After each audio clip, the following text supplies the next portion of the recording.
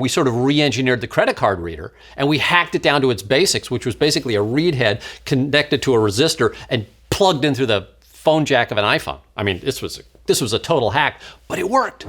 But in solving the problem of a convenient card reader, another one reared its head. In order to read a magnetic stripe, so there's a magnetic stripe on the back of this, and when you push the card through, unless you're really good, you will wobble it. And if you wobble it, it won't read. Okay, so how do we fix that problem? Well, it's simple. Just make a wider unit. So when Square started, we actually built 2 card readers. We built one that was a little bit smaller than this, and we built one that was much wider. And the wide one worked perfectly every time. The small one didn't. The small one worked about 80% of the time. When I would test the 2 next to each other, and I'd say, here's the small one, here's the big one, which do you prefer? Everyone always said they wanted the big one.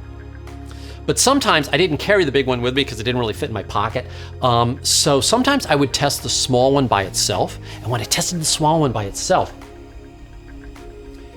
it had a magical effect on people. Now we have people playing with our product. Now we have people showing off with our product. And all the time they were talking about our product. Well, look, Square spent no money in the early days advertising. We spent 0, I think it was probably for the first 2 years, we didn't advertise our product. It was just the word of mouth, and it was this moment of attention that we got by building something that by design didn't work right.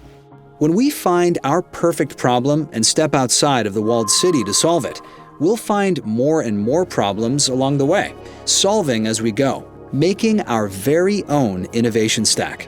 Square really kind of demonstrated a need for somebody that's much more customer-centric. We're seeing more people being more empathetic towards business owners and building relatable products for these people. And I think that's, no matter what, that's going to be a lasting impact of Square. And Square ultimately ended up with 14 unique things in its innovation stack, which ultimately allowed us to solve the problem. And if you remove any one of those 14 things, I don't think we would have been there.